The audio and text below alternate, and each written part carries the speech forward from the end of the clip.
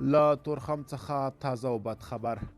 تورخم کې راستنېدونکو افغان کډوالو ته د مرستندویه بنسټونو له لوري د مرستو لړۍ بنده شوه. ننګرهار کې د طالبانو مسؤلین وایي چې په تورخم ښارګوټي کې له پاکستان څخه د راستنېدونکو افغان کډوالو لپاره د مرستو لړۍ بنده شوې ده.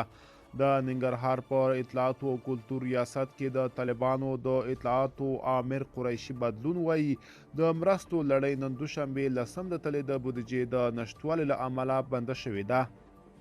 بدلون د مرستو د بندیدو لامل له پاکستان څخه د افغان کډوالو د راتګ زیاتوالی او د مرستندوی ادارو د بودیجې کموالی یاد کړی دی.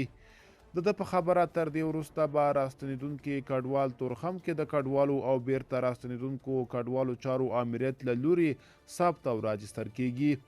په دې وروستیو کې په پاکستان کې د میشت افغان کډوالو پر ضد پاکستاني پولیسو عملیات پیل کړي او غواړي چې له دې هیواده تر 1 میلیون زیات غیر قانوني افغان کډوال وباسي.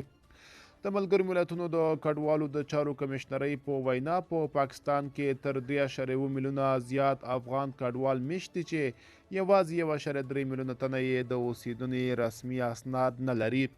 تورخم کې طالب چارواکي وایي هره ورځ له پاکستان څخه لسګونه کډوالې کورنۍ هیواد ته راستنیږي. راستنېدونکي کډوال بیا له سخت اقتصادي وضعیت سر ټکوي او له اړوندو ادارو د بیړنیو بشري مرستو او سرپناه برابرولو غوښتنه کوي.